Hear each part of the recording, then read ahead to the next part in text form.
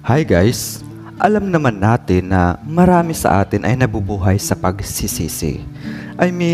Kasama na sa buhay natin ang magkaroon ng mga failure sa buhay at kakambal dyan ang pagsisisi. Kesyo, ganito, ganun, kung hindi lang sana, kung ginawa ko lang sana. Yan ang mga linyahang familiar na sa atin. Lalo na kapag feeling natin ay napaglipasan na ng panahon. Ngunit hindi ka pa rin masaya dahil pakiramdam mo walang achievement sa mga pangarap mo. Marami kang gusto na hindi nagkaroon ng katuparan. Ikaw ba? Meron bang mga bagay na pinagsisihan mo dahil hindi mo nagawa o nagampanan ng maayos? Or else, kung meron man, ay hindi mo pa ito napagtuunan ng pansin dahil hindi mo pa masyadong naramdaman ang panghihinayang tungkol dito. Well, sa video na ito, pag-usapan natin ang mga biggest regrets ng isang tao sa pagtanda o habang tumatanda ang isang tao. Bakit masasabing biggest o pinagsisisihang bagay na hindi nagawa ng isang tao? According to research, dahil ito ang madalas na reklamo o hinanaing ng isang tao habang nagkakaedad sila. Kaya, samahan niyo ako hanggang dulo upang matauhan tayo at bago mahuli ang lahat ay magagawa natin ito upang wala tayong pagsisihan sa huli. Pero bago yan, kung ikaw ay hindi pa nakapag-subscribe sa channel na ito, pasuyong pindutin ang subscribe button kasama ang bell sa tabi nito upang alam mo every time na may bagong video. Paki-like na rin, mag-comment sa baba about your thoughts and experiences upang may matutunan ang iba or dagdag kaalaman sa iba. And share, dahil sharing is caring.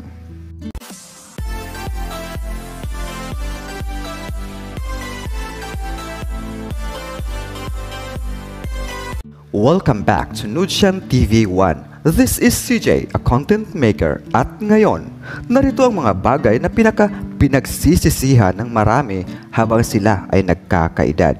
Una, not spending enough time with family and friends. Marami sa atin na dahil sa trabaho, problema at iba't ibang sitwasyon ay hindi maiwasan ang malayo sa pamilya at mga kaibigan.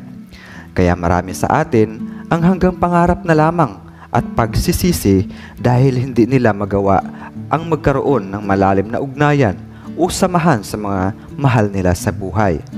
Kaya dapat habang tayo ay bata pa at may pagkakataon na makipagbanding sa kanila at iparamdam sa kanila na mahalaga at mahal natin sila, ay i-grab na natin ang opportunity na makabanding sila upang wala tayong pagsisihan sa huli.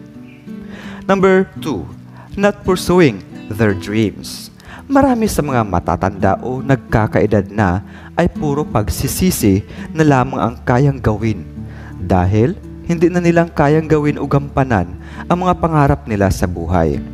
Gaya ng hilig nila at mga bagay na pinangarap nilang abutin noong kaya pa ng utak at katawan nila, or shall we say, noong kabataan nila. Kaya ikaw, kung may mga pangarap ka sa ngayon na nais mong abutin o magkaroon ng katuparan, ay gawin mo ito. Just focus in your dreams upang maabot ito upang wala kang pagsisihan pagtanda mo. Number 3. Not taking better care for their health. Hindi natin maiwasan sa buhay na habang tayo ay nagkakaedad ay marami tayong nararamdamang sakit sa katawan natin. Yun nga lang, yung iba, kahit wala pang senior or hindi pa ganun katanda, minsan nga at the age of 30s ay mukha ng 50s at marami ng sakit na nararamdaman dahil abusado sa katawan at kalusugan noong panahon na kabataan pa nila. Tandaan, health is wealth at napakahirap magkasakit lalo na sa panahon ngayon. Alam mo ba na without health, you have nothing. Kaya hanggat maaga, alagaan ang kalusugan. It's either physically, mental, health issue. Iwasan ang pagpupuyat, iwasan ang hindi healthy na pagkain, at dapat check your health at least twice a year. Number 4, not being true to themselves. Legit. During 90s, maraming tao ang takot na mahusgahan. Kaya mas pinipili nilang magtago or itago ang totoong pagkatao nila at mga gusto sa puso at buhay nila. Kaya ang ending, tumatanda sila na lack of satisfaction at yung iba kung kailan huli na ay saka na magpakatotoo kung kailan huli na at napag-iwanan na sila. Sila yung klaseng tao na nabubuhay sa kasinungalingan or mismo sarili nilang kagustuhan ay dinadaya o niloloko nila. Kaya, tumanda silang malungkot at punong-puno ng frustrations sa buhay. If you don't stay who you are, what kind of life do you have? Just be yourself. Don't care what others think about you. Ang mahalaga, wala kang naaagrabyadong tao at wala kang nilolokong tao. Number 5. Not living in the present. Maraming tao ang namatay na punong-puno ng pagsisisi sa buhay dahil hindi nila na-enjoy ang kahit simpleng bagay-bagay sa buhay. Kaya ikaw, matutong mag-enjoy sa buhay. Huwag pagdamutan ang sariling kaligayahan.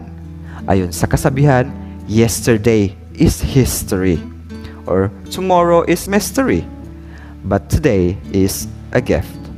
That's why it's called the present. Kaya kung anong meron tayo sa kasalukuyan, i-enjoy natin. Huwag mabuhay sa nakaraan. Pahalagahan ang bawat momentum sa buhay na magpapaligaya or magpapasaya sa atin. Number 6. Not being more financially responsible. Maraming aminado na hindi sila responsable pagdating sa usaping pinansyal. Kasi karamihan, gastos dito, gastos doon, kahit hindi naman ganon kahalaga. Yung iba naman, mas malaki pa ang gastos kaysa kinikita. Kaya hindi talaga sila umaasenso at lubog pa nga sa utang. Matutong mag-balance, huwag tayo puro kapretso or kayabangan kung wala naman tayong maibubuga. Yes, i-enjoy natin ang buhay natin at matutong mag-ipon. Hindi porket magkasahod ka ng malaki or may inaasahang sahod ay utang ka na ng utang para lang sa mga bagay na hindi naman praktikal. Bagkos, ito pa ang magbibigay sa iyo ng sakit sa ulo pagdating ng araw.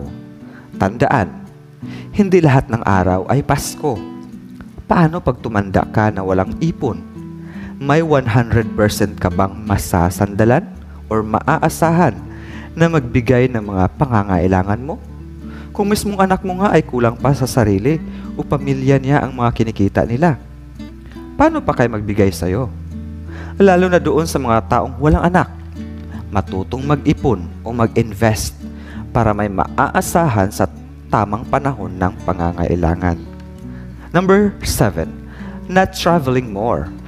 Maraming matatanda ang nagsisisi dahil hindi man lang nila naranasan ang mag-travel noong mga panahong kaya pa nila. Nagsisi sila dahil hindi nila ma-experience ang iba't ibang culture at iba't ibang lugar. Pakiramdam tuloy nila na missed nila ang kakaibang opportunities at experience sa buhay. Kaya ikaw, kung may kakayahan kang mag-travel at ma-experience ang magliwaliw habang bata pa, ay gawin mo na upang ma-enjoy mo ang iyong kabataan.